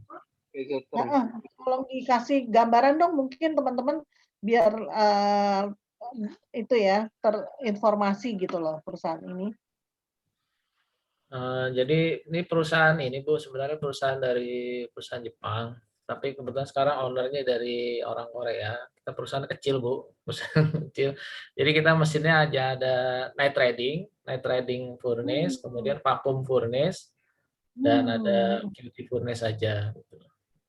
Jadi untuk proses heat treating sih kita utamanya di proses heat treating. Oke, ya. Di daerah mana Pak? Jawa BK Bu. Di Jawa BK, oke. Iya. Iya karena mahasiswa juga perlu apa ya wawasan ya mengenai apa sih gitu ya berbagai industri yang di bidang heat treatment tuh apa aja gitu ya. Iya, saya kira nih sangat integrated ini keterangannya. Ya, oke, mungkin itu untuk sesi tanya jawab. Terima kasih buat Bang Ari, Bang Nugi, dan Bu Mirna yang bantu menjawab beberapa pertanyaan juga. Oke, selanjutnya saya akan coba membacakan sedikit kesimpulan untuk materi hari ini. Yang pertama, materi dari Bang Ari untuk hardening of large dice. Jadi, setiap dice di industri itu pasti dilakukan hardening untuk meningkatkan propertiesnya. Lalu untuk paling penting untuk heat treatment dice itu yang pertama ada temperaturnya, holding time, dan cooling rate. Lalu untuk proses hardeningnya sendiri itu ada proses preheat, austenisasi, quenching, itu yang paling penting. Lalu terakhir ada proses tempering untuk menghilangkan tegangan sisa. Lalu untuk austenisasinya sendiri ada 3 poin yang harus dikontrol. Yang pertama adalah heating rate, temperature hardening, dan stocking time. Lalu untuk proses quenching sendiri itu target yang ingin dicapai adalah agar tercapai fase Martensite untuk fase paling kuat. Lalu untuk tempering sendiri untuk menghilangkan tegangan sisa itu memang untuk mencegah terjadinya crack. Lalu untuk metode hardening sendiri itu ada beberapa cara. Yang pertama ada kontrol atmosfer furnace, menggunakan furnace. Yang kedua ada salt bed, itu metode paling lama atau paling kuno ya udah jarang dipakai saat ini. Lalu untuk yang paling sering dipakai adalah di industri high pressure vacuum furnace. Itu cukup besar, mudah digunakan, easy handling untuk operator dan paling banyak digunakan di industri juga. Lalu untuk metode quenching sendiri itu ada direct quenching, itu dilakukan pendinginan langsung, dan terakhir yang kedua ada mark quench, itu menahan laju pendinginan untuk beberapa area yang memang ingin diatur quenching ya, penurunan suhunya. Lalu yang materi yang kedua dari Bang Nugi mengenai case hardening, perlakuan panas. Jadi case hardening adalah perlakuan panas di bagian permukaan material. Ada 2 jenis untuk thermal dan thermochemical. Thermal itu melakukan pemanasan langsung, dan thermochemical menggunakan tambahan zat chemical. Untuk thermal sendiri ada 2 metode, induction hardening dan flame hardening, di mana induction hardening itu memanaskan menggunakan coil. Prinsipnya mengalirkan energi listrik dan panas untuk memanaskan permukaan sampai suhu tertentu untuk mencapai properties yang diinginkan. Material yang digunakan itu umumnya adalah material carbon steel. Lalu untuk flame hardening sendiri itu menggunakan oxyacetylene torch. Itu metodenya cukup riskan karena benar-benar bergantung kepada handling dari operator. Kalau misalkan salah sedikit itu bisa terjadi kegagalan. Aplikasinya ini untuk carbon steel juga sama seperti induction hardening, tapi umumnya dipakai untuk gear-gear yang cukup besar. Lalu selanjutnya ada proses nitriding. Nitriding itu memasukkan nitrogen ke dalam material, itu bisa dalam bentuk gas ataupun plasma. Lalu selanjutnya adalah proses carburizing, itu memasukkan karbon ke dalam permukaan material. Bisa dalam bentuk gas, pack, ataupun liquid. Umumnya digunakan dalam bentuk gas di dalam industri-industri yang ada sekarang. Lalu untuk ini fungsinya carburizing ini untuk meningkatkan hardness dari material itu sendiri. Umumnya itu dipakai untuk kebanyakan memang untuk gear, untuk shaft gear juga, untuk shaft itu untuk material low carbon. Lalu terakhir adalah carbonitriding, itu adalah modifikasi dari proses carburizing, di mana ditambahkan juga nitrogen untuk prosesnya ini sendiri. Lalu ini temperatur yang digunakan ini sedikit lebih rendah daripada carburizing. Ya kira-kira mungkin kesimpulannya itu yang bisa saya simpulkan dari seminar kali ini. Untuk materi yang telah dipaparkan hari ini, terima kasih kepada Bang Ari, kepada Bang Nugi untuk materinya yang sangat bermanfaat. Mudah-mudahan bisa menambah wawasan alumni-alumni yang lain mungkin ada yang tidak di bidang industri otomotif yang tidak terlalu sering berhubungan dengan heat treatment, bisa jadi lebih tahu. Untuk rekan-rekan mahasiswa juga seperti apa sih di industri itu, ternyata beda, banyak ilmu yang tidak didapat juga kalau kita nggak langsung turun ke lapangan. Ya, terima kasih juga untuk Bu Mirna yang udah hadir dan banyak membantu beberapa pertanyaan juga, menjawab pertanyaan. Mudah-mudahan bisa berguna juga buat rekan-rekan sekalian. Oke, dari saya mungkin ya. Mas, maaf, itu kayaknya di chat ada dari adik atau anak kalian. Dari Muhammad Rafli. Oh ya, ada pesan ini untuk Bang Ari dan Bang Nugi. Jadi nanti kalau untuk magang, belajar lebih atau magang, ini bagaimana bisa kontak kemana? Nanti mungkin bisa kontak ke Bang Nanang atau Bang Nanang juga ya, boleh. Bang Nanang. Jadi atau misalpun saya juga bisa, saya juga anggota dari Ilumet juga soalnya, nanti saya akan coba bantu juga. Oke, mungkin seperti itu. Oke, tanpa panjang lebar, terima kasih. Saya kembalikan lagi ke Mbak Puput selaku MC. Silakan Mbak Puput. Baik, terima kasih juga kepada moderator atas kesempatannya. Nah, sebelum acara kita akan ditutup di sore hari ini, kita akan mendengarkan dahulu nih sepatah atau dua kata-kata yang akan disampaikan oleh Ketua Ilumet FTUI. Nah, kepada Mas Anang, kami persilahkan. Oke, terima kasih Mbak Puput. Terima kasih buat Bu Mirna sudah hadir di sini, sudah bisa membantu juga menjawab beberapa pertanyaan. Terima kasih buat Prof. Herman yang sudah membuka acara ini, juga buat narasumber, Mas Ari, Om Anugi, kemudian Mas Ikhwan juga yang sudah luar biasa membawakan acara ini jadi lebih bersemangat gitu. Mungkin ini jadi salah satu rangkaian kegiatan Ilumet gitu ya. Ada banyak materi atau topik ya mungkin yang bisa diikuti selanjutnya. Mungkin yang akan datang paling dekat itu adalah robotic welding dan sama mineral processing gold dan copper. Mungkin itu yang paling dekat. Nah, mungkin juga izin buat para pembicara, seminar ini akan ditaruh di YouTube ya, jadi mungkin bisa buat mahasiswa bisa lihat juga, mungkin umum juga bisa lihat, jadi kita bisa sharing juga ilmunya ke umum. Bang Nanang, maaf Bang, ada yang pertanyaan, materinya akan di-share juga nggak Bang? Ya, nanti selain videonya di YouTube, materinya akan di-share juga atau tidak? Ini akan di email yang sudah diregister ya, nanti. Oh ya, yang register akan dikirim materinya. By email. Oke ya, mungkin dari saya segitu aja. Sekali lagi terima kasih banyak semuanya. Assalamualaikum warahmatullahi wabarakatuh. Assalamualaikum warahmatullahi wabarakatuh. Baik, terima kasih juga kepada Mas Anang atas penyampaian akhirnya ya. Sekali lagi, saya selaku MC juga yang berterima kasih kepada tadi Prof. Herman, Bu Mirna, juga ada Mas Ikhwan, Mas Nugi, dan juga Mas Ari yang sudah mengisi acaranya selaku moderator dan juga narasumber, karena telah berhasil menyukseskan dan juga membuat seminar hari ini tuh lebih baik dan berjalan dengan sangat menarik. Tentunya berguna juga bagi semua peserta yang sudah hadir di sore hari ini.